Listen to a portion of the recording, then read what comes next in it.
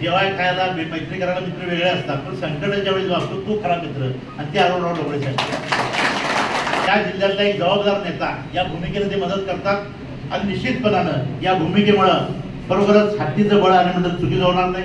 आणि संधीचं सोनं करणारा चेअरमन म्हणून गोकुळ साहेबांना ओळखलं. खऱ्या अर्थाने ही निवडणूक होते ही काही संजय मंडलिक आणि महाराज साहेबांच्या मध्ये नाही. या निवडणुकीच्या निमित्तानं आम्ही काय बोललो तर मग गादीचा अपमान झाला म्हणून लोक म्हणून. काँग्रेसचे जे सामान्य कार्यकर्ते आहेत त्यांना कधी काँग्रेसमध्ये न्याय मिळत नाही अशी परिस्थिती.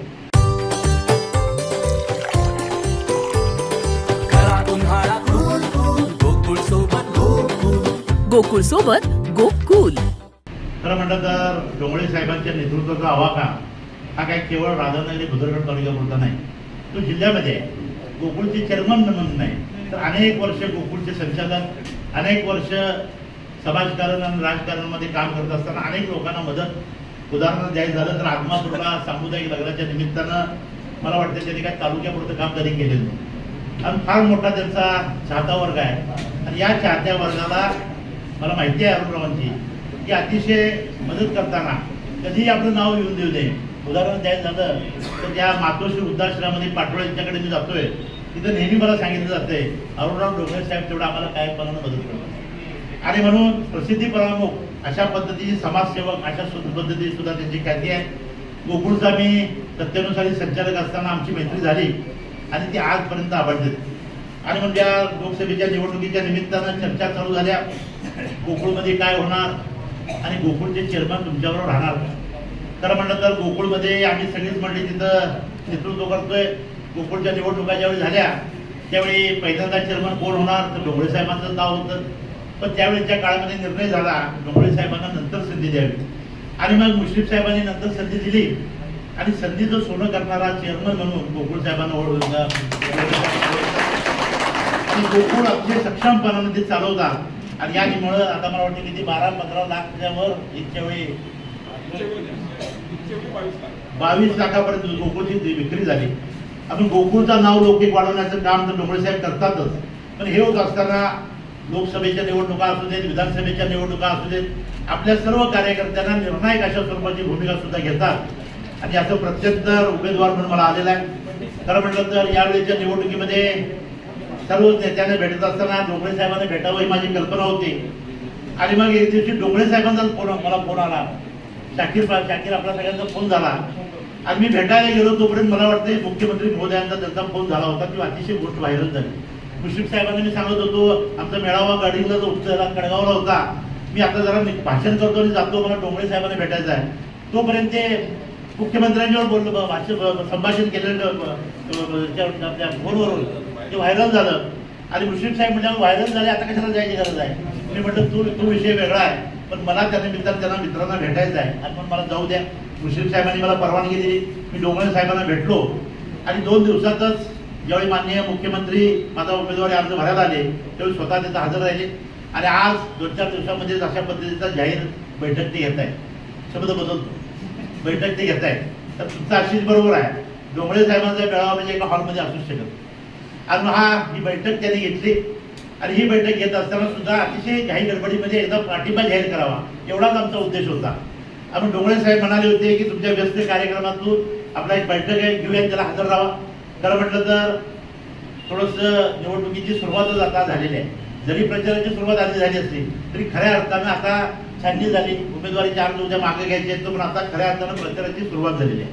आपण कोल्हापूर शहरामध्ये शिवसेनेतर्फे ती परंपरा आहे की कोटी तीर्थावर स्वामी समर्थांचं दर्शन घेऊन त्या प्रचाराचा शुभारंभ करावा. त्या पद्धतीनं आमदार राजेश क्षीरसागर साहेब माजी आमदार यांनी या प्रचाराचा शुभारंभ करायचं ठरवलं. आणि मग थोडासा मला इथे यायला उशीर झाला त्याबद्दल सुद्धा जाहीरपणानं आपली माफी मागतो. आणि म्हणून त्यांनी जाहीरपणानं पाठिंबा देत असताना आपली भूमिका तिथं सांगितली. आणि खऱ्या अर्थानं सुरेशराव आपण म्हणाला कोण आमचे मित्र होते काय होते सगळ्यांना माहिती आहे. शाकीर तू घेऊन येतात ना.